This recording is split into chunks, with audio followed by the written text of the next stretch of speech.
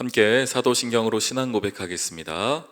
전능하사 천지를 만드신 하나님 아버지를 내가 믿사오며 그 외아들 우리 주 예수 그리스도를 믿사오니 이는 성령으로 잉태하사 동정녀 마리아에게 나시고 본디오 빌라도에게 고난을 받으사 십자가에 못 박혀 죽으시고 장사한 지 사흘 만에 죽은 자 가운데서 다시 살아나시며 하늘에 오르사 전능하신 하나님 우편에 앉아 계시다가 저리로서 산 자와 죽은 자를 심판하러 오시리라. 성령을 믿사오며 거룩한 공회와 성도가 서로 교통하는 것과 죄를 사하여 주시는 것과 몸이 다시 사는 것과 영원히 사는 것을 믿사옵나이다. 아멘. 우리 찬송가 382장 함께 찬양하겠습니다. 너 근심 걱정 말아라. 주 너를 지키리. 주 날개 밑에 거하라. 주 너를 지키리. 주 너를 지키리. 아무 때나 어디서나 주 너를 지키리. 늘 지켜주시리. 어려워 낙심될 때에 주 너를 지키리. 위험한 일을 당할 때 주 너를 지키리. 주 너를 지키리. 아무 때나 어디서나 주 너를 지키리. 늘 지켜주시리.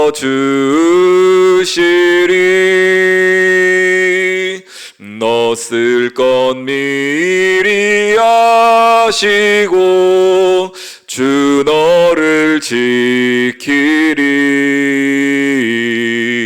구하는 것을 주시며 주 너를 지키리. 주 너를 지키리. 아무 때나 어디서나 주 너를 지키리. 늘 지켜주시리. 어려운 시험 당해도 주 너를 지키리. 구주의 품에 거하라. 주 너를 지키리. 주 너를 지키리. 아무 때나 어디서나 주 너를 지키리. 늘 지켜주시리.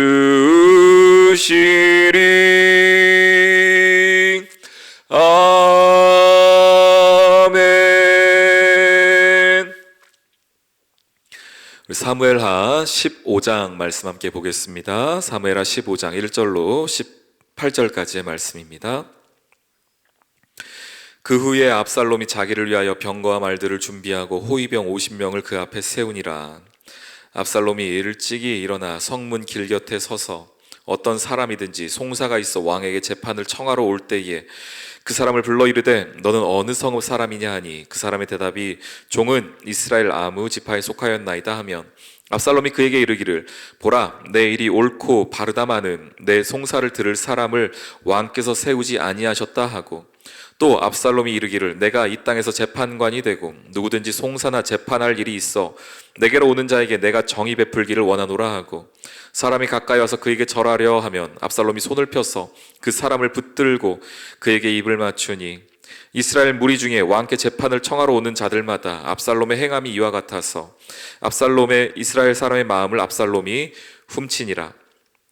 4년 만에 압살롬이 왕께 아뢰되 내가 여호와께 서원한 것이 있사오니 청하건대 내가 헤브론에 가서 그 서원을 이루게 하소서. 당신의 종이 아람 그술에 있을 때에 서원하기를 만일 여호와께서 반드시 나를 예루살렘으로 돌아가게 하시면 내가 여호와를 섬기리이다 하였나이다. 왕이 그에게 이르되 평안히 가라 하니 그가 일어나 헤브론으로 가니라. 이에 압살롬이 정탐을 이스라엘 모든 지파 가운데로 두루 보내 이르기를 너희는 나팔 소리를 듣거든 곧 말하기를 압살롬이 헤브론에서 왕이 되었다 하라 하니라.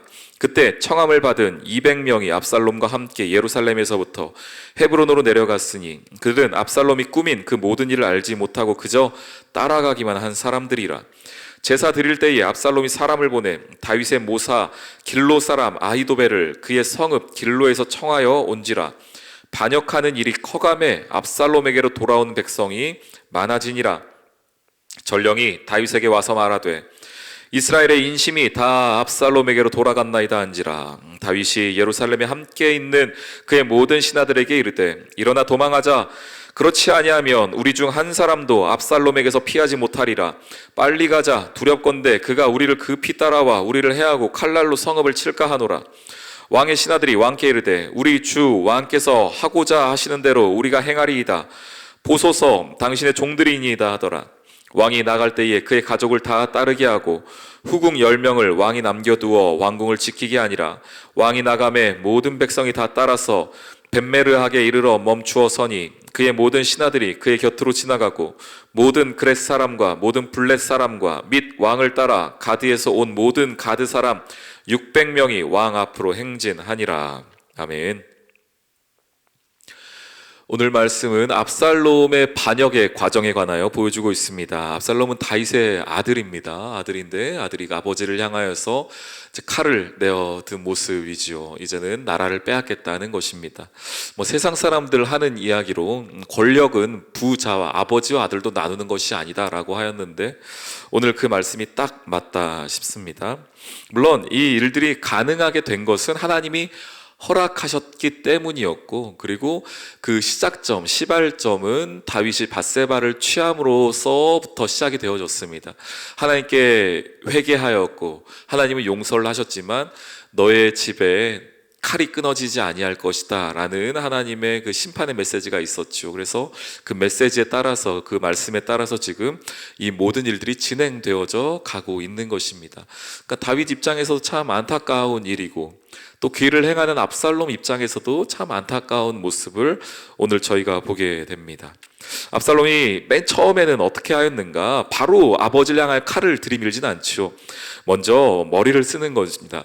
그래서 성문 앞에 서가지고 당시에는 다윗 왕이 모든 재판을 관할했으니 사람들이 다윗 왕에게 와서 판결을 받기 위한 것이죠. 판결을 받는다는 것은 어떤 겁니까? 심판자라는 뜻이죠. 그에게 권위를 인정하는 것입니다. 그런데 그 권위를 지금 조금씩 빼앗아가는 겁니다. 그래서 말합니다. 이것도 거짓말이죠. 지금 왕이 송사할 사람을 따로 세우지 않았다. 그래서 내가 그 송사를 맡게 되었다라고 하면서 사람들의 마음을 조금씩 오늘 성경에 보니 백성의 마음을 훔쳤다라고 6절에 말하고 있습니다. 그렇게 해서 사람들이 조금씩 압살롬을 마치 다윗 왕의 심판의 권력과 같이 인정하고 그의 권위를 존중하게 만드는 것입니다. 그러니까 압살롬도 머리가 좋은 사람입니다. 그렇게 하여서 조금씩 힘을 키워가고 사람들의 마음을 얻어가다가 이제 때가 되었다 싶은 것입니다. 4년 동안 그 일들을 계속한 이후에 왕에게 말합니다. 왕이시여, 내가 헤브론에 가서 내가 예배해야겠습니다. 그래서 이제 내가 갈 터이니 나를 좀 보내주십시오. 이건 뭐겠습니까? 잠시 아버지로부터 멀어져서 자기 세력을 구축하기 위한 시간을 버는 겁니다. 그렇게 하여서 헤브론 쪽으로 가는데요. 그때의 이름은 그의 어떤 명분은 내가 제사하러 가는 겁니다 라고 하면서 그와 함께 가는 사람들이 200명이 함께 쫓아가는데, 그런데 이미 압살롬은 머릿속으로 무엇을 꾸미고 있었습니까? 10절에 보니 내가 나팔을 불 텐데 그 소리가 들리면은 뭐라고 외치는가? 압살롬이 헤브론에서 왕이 되었다 라고 모두 다 외치라고 이미 모든 판을 짜 놓은 겁니다. 그래서 이렇게 함으로써 사람들도 4년 동안 사람들의 민심도 조금씩 얻은 상태였고, 그리고 사람들로부터 지금 이제 압살롬이 왕이 되었다는 소식을 전함으로써 대세를 바꾸기 위한 것이죠. 그 전까지는 자기가 소수였는데 자기가 주류 대세로 자기가 올라가기 위하여서 이런 모략을 지금 짠 겁니다. 그래서 12절에 보니 그가 반역하는 일이 점점 커갔더라. 그래서 주류가 되니까요, 다윗이 힘이 없고 압살롬이 힘이 있는 것처럼 보이니 사람들은 그쪽으로 모이게 되는 겁니다. 성경을 보십시오. 반역하는 일이 커가매 압살롬에게로 돌아오는 백성이 많아지니라. 6절에서는 이스라엘의 사람의 마음을 훔치니라 이 정도였는데 이제는 사람들도 몰려오기 시작합니다. 그리고 이제는 전령들도 와서 상황 파악을 보고합니다. 13절에 전령이 다윗에게로 와서 말하되 이스라엘의 인심이 다 압살롬에게로 돌아갔나이다. 뭐 다 돌아갔겠습니까? 그런데 지금 상황이 그만큼 안 좋다는 것이죠. 압살롬이 대세가 됐습니다. 지금 압살롬이 왕이 될 것 같습니다 라는 이야기를 하고 있습니다. 다윗이 이야기를 듣자 처음 마디가 뭡니까? 도망하자입니다. 도망하자. 다윗이 왜 이렇게 도망갔을까요? 다윗도 나름 전쟁을 잘하는 사람인데, 다윗도 나름 승리를 많이 경험했던 왕 아닙니까? 그런데 왜 다윗의 첫 마디가 도망하자였을까요? 아마 아들이기 때문에 싸우는 것이, 그리고 내전을 일으키는 것이 정치적으로도 부담이 되었을 것이고, 또한 이 모든 일의 시작이 자기였음을 알았기 때문이기도 할 겁니다. 그리고 자기가 지금 칼을 꺼내 들어서 아들과 칼을 겨누게 된다면 그 피해는 뭐 상상도 할 수 없는 것을 또 알고 있기 때문이었습니다. 그러면서 모두 다 도망하자. 두렵건대 압살롬이 지금 쳐들어와서 우리를 모두 죽일까, 성을 모두 파괴할까 걱정된다, 심히 두렵다라고 하면서 도망하는 모습을 나오고 있습니다. 그러나 여전히 그의 곁에는 사람들이 있죠. 18절에 그의 모든 신하들이 그의 곁으로 지나가고 그렛 사람, 블렛 사람, 왕을 따르는 가드에서 온 가드 사람 600명이 왕 앞으로 행진하니라. 아직 다윗에게는 싸울 사람들도 있고요, 함께한 사람들도 있습니다. 그러나 다윗은 지금 먼저 부딪히지 않습니다. 왜냐하면 이 일이 하나님으로부터 온 것임을 알았기 때문입니다. 지금 자기가 겪는 이 고통과 어려움이 왜 내가 이 일을 당하는지를 다윗은 알고 있었기 때문입니다. 우리가 신앙생활을 해 나가다 보면은 가끔씩은 어려운 일을 만날 때가 있습니다. 예상치 못하였던 큰 일을 우리가 당할 때도 있습니다. 그때에 우리는 이 일이 어디서부터 온 것인지, 또 이 일이 어떻게 진행된 것인지를, 원인을, 또 결과를 혹은 과정을 파악하려고 노력하다가 정작 하나님이 왜 이 일을 우리에게 일으키셨는지, 왜 이 일을 보내셨는지를 놓칠 때가 많이 있습니다. 그래서 그 일은 뭐 잘 해결된 것 같은데 그 일을 통하여서 남는 게 하나가 없을 때 있어요. 근데 가끔씩은요, 정말 큰 일이고 어려운 일인데, 그 일이 정말 슬픈 일이고 낙심되는 일인데 그 일을 겪고 나서 나의 신앙이 하나님과 더욱더 깊어지는 경우들도 있습니다. 우리 귀한 성도님들, 바라기는 저는 우리 성도님들이 후자의 경험을 하기를 소망합니다. 우리 삶을 살아가다가 어려운 일이 없을 수는 없습니다. 그러나 닥쳐오는 그 어려움들을 하나님으로부터 온 것임을 기억하고 인정하여서 하나님이 왜 일들을 보내셨는지 믿음으로 해석할 수 있는 믿음의 눈이 열려질 수 있기를 주님의 이름으로 축원합니다. 오늘 다윗은 그게 가능했던 사람이었습니다. 그래서 지금 당장은 싸우지 않더라도 하나님께서 일들을 어떻게 이뤄 가실지를 다윗은 하나님을 의지할 수 있는, 해석할 수 있는, 자기의 상황을 해석할 수 있는 믿음의 사람이었습니다. 우리 귀한 성도님들, 혹시 지금 내 마음 가운데에 해석되어지지 않는 어떤 어려운 일을 당하고 계십니까? 그 일이 오늘 이 아침에 믿음으로 해석되어지는 은혜가 있기를 소망합니다. 그리고 그 일로 말미암아 더욱더 하나님과 깊어지는 은혜가 있기를 주님의 이름으로 축원합니다. 그것이 성도가 살아가는 걸음에 기쁜 일은 기쁜 일 나름대로, 슬프고 어려운 일은 그 나름대로 주시는 하나님의 은혜의 자리임을 기억하며 오늘 이 하루도 주님의 이름으로 승리하시길 주님의 이름으로 축원합니다. 아멘. 이 시간 우리 함께 기도하며 나아가겠습니다. 하나님, 내 삶에 닥쳐오는 어려움을 믿음으로 해석할 수 있는 믿음의 눈을 주십시오. 함께 기도하시고요. 혹시 나는 아니지만 우리 주변에 여러 문제들로 어려움을 당하는 성도들이 있다면, 기억나게 하는 분들이 있다면 우리 그분들을 위하여서 우리 주여 한번 부르짖고 기도하겠습니다. 주여.